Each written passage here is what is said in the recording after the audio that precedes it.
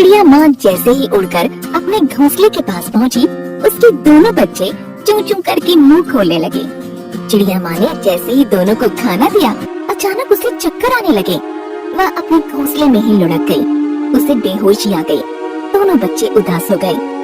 उठाना माँ, उठाना, तुम्हें क्या हो गया? माँ कुछ बोलो, तुम चुप होकर लेट क्यों गई? तुमने ऐसा कभी नहीं किया। माँ, क्या हमसे कोई गलती हो गई? हम तुम्हें परेशान नहीं करेंगे, तुम्हारा कहना मानेंगे। हमने तो कोई गलती भी नहीं की माँ, बोलो ना, हमसे बात करो ना। चिड़िया के शरीर में कोई हलचल नहीं हो रही थी। वह प्राण त्याग चुकी थी। दोनों बच्चे आंसू बहाए जा रहे थे। बच्चे बहुत छोटे थे, इसलिए बहुत सारी बातों से अनजान थे। कुछ देर बाद उन्हें पास की डाली से भी दूसरी चिड़िया के बच्चों के रोने की आवाज आने लगी। एक चिड़ा पास में बैठकर उन्हें चुप करा रहा था। इनको देखो, ये बच्चे भी हमारी तरह ही रो रहे हैं। ऐसा लगता है कि उनकी माँ भी नाराज हो गई है। इनको ऐसा पहले कभी, हम तो बड़ी से बड़ी शरारत करते थे, फिर भी वह हमें माफ कर देती थी। वह हमारी मस्ती से परेशान होकर रोती थी, लेकिन हम पर कभी गुस्सा नहीं होती थी। वह हमसे कभी बातचीत नहीं बंद करती थी। एक बात यह भी हो सकती है कि माँ थककर सो गई है। नहीं, माँ दिन में कभी नहीं सोती। ठीक है, माँ को सोने दो, हम खेलते हैं। अनजान बच्चे अपनी बुद्धि के अनुसार अनुमान लगाकर खेलने लगे। इतने में एक तोता आकर उनके पास बैठ गया। वह जान गया कि चिड़िया अब हमेशा के लिए शांत हो गई है। वह बच्चों को समझाने का प्रयास करने लगा। मर चुकी है। बच्चों, तुम्हारी माँ की तबीयत खराब है, चलो मेरे साथ चलो, मेरे घोंसले में रहो। काका, अगर माँ की तबीयत खराब है तो इसे ठीक कर दो ना, मेरी माँ को बचा लो।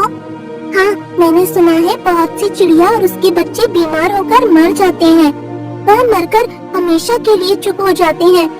मेरी माँ के साथ ऐसा नहीं होना चाहिए, इसे बचा लो काका। माँ के बिना हम नहीं रह सकते। माँ से कहो ना, हमसे बात था। वह जानता था कि अगर मौत की सच्चाई चिड़िया के बच्चों को बता दी जाएगी तो वे बर्दाश्त नहीं कर पाएंगे। वह उन्हें बहला फुसलाकर वहाँ से लेकर एक दूसरी चिड़िया के घर में चला गया। दोनों बच्चों को नहीं संभाल पाऊंगी। हाँ, मेरे दोनों बच्चे बहुत छोटे हैं, ये दोनों इन दोनों को परेशान करेंगे। नहीं काकी, हम किसी को परेशान नहीं करेंगे। हमारी माँ ठीक होकर आ जाएगी तो हमें लेकर जाएगी। कहाँ से आ जाएगी? क्या भूत बनकर आ जाएगी? ऐसा न कहो काकी, मेरी माँ कभी भूत नहीं बनती, वो तो बहुत अच्छी है। हाँ, जानती हूँ कितनी अच्छी है। इतने में तोता वहाँ से उड़ गया और दूसरी चिड़िया और बच्चों में बातें होती रहीं। दोनों बच्चे बहुत सहम गए थे। अनाथ होने की बात की स्थिति का उन्हें कतई अंदाजा नहीं था। वे यही समझ रहे थे कि माँ फिर से आ जाएगी।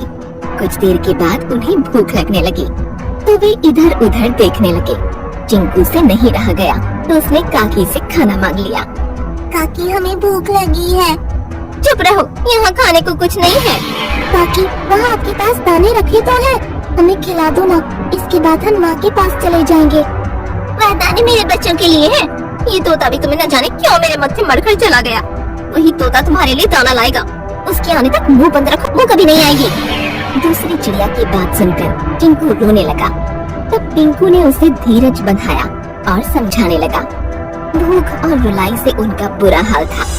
घोंसले के आसपास डाल पर गिरे हुए कुछ दाने उन दोनों ने खाए और खामोश होकर बैठ गए।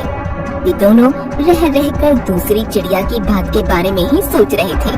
2 दिन बाद दूसरी चिड़िया ने उन्हें बाहर का रास्ता दिखा दिया। बच्चों को संभाल लो, यही बहुत है। दोनों बच्चे गिड़गिड़ाए, लेकिन उस चिड़िया पर कोई असर नहीं हुआ। वे दोनों छोटे बच्चे भगवान के भरोसे बाहर ही रहने लगे। कुछ दिन बीत गए और वे दाड़ में बैठ जाते, एक दूसरे की हिम्मत बढ़ाते। अब वे उड़ना भी सीख गए थे, खतरों से बचना भी सीख गए थे। बड़े पक्षियों के हमलों से भी अपने आप को बचाते थे। जब दूसरी चिड़िया दाने की तलाश में बाहर जाती थी, तब चिंकू या पिंकू घोंसले के पास ही रहते थे और बच्चों की रक्षा करते थे। सांप पेड़ पर चढ़ने लगा। दूसरी चिड़िया के बच्चे अभी छोटे थे। चिंकू जान गया कि बच्चों पर खतरा है। उसने सांप के शरीर पर हमला करना शुरू कर दिया। पिंकू भी आ गया और उसने भी अपने भाई का साथ दिया। सांप को दोनों ने मिलकर घायल कर दिया। सांप के शरीर के कई भाग से खून निकलने लगा था, इसलिए वह वहाँ से उल्टे उतर कर भाग निकला। दूसरी चिड़िया के दोनों बच्चों की जान बच गई। चिंकू और पिंकू ने राहत की सांस ली। सांप को बार बार चोंच से मारने के कारण उनके मुंह में खून लग गया था। कुछ ही देर में दूसरी चिड़िया वहाँ आ गई। उन दोनों के मुंह को देखकर वह गुस्से में आ गई। तुम दोनों नालायकों ने क्या किया है? तुम्हारे चेहरे का खून बता रहा है तुम दोनों ने दुश्मनी निकालने के लिए मेरे बच्चों पर वार किया है। नहीं नहीं, हमने ऐसा नहीं किया, हम तो सब। चिंकू के इतना कहते ही दूसरी चिड़िया ने उड़कर चिंकू पर झट से वार कर दिया। पिंकू ने दूसरी चिड़िया को रोकना चाहा, लेकिन वह वार करती रही। उसने पिंकू पर भी वार किया। तुम दोनों ही सांप हो, मैं तुम दोनों को मार डालूंगी। इतने में तोता उड़कर आ गया और उसने चिड़िया को रोक दिया। चिड़िया तू एक नंबर की मूर्ख है। अरे विचार किए बिना ही, सच्चाई जाने बिना ही इन दोनों बेचारों को शाबाशी देने की जगह मारने लगी। अरे इन्होंने तो तेरे बच्चों की जान बचाई है।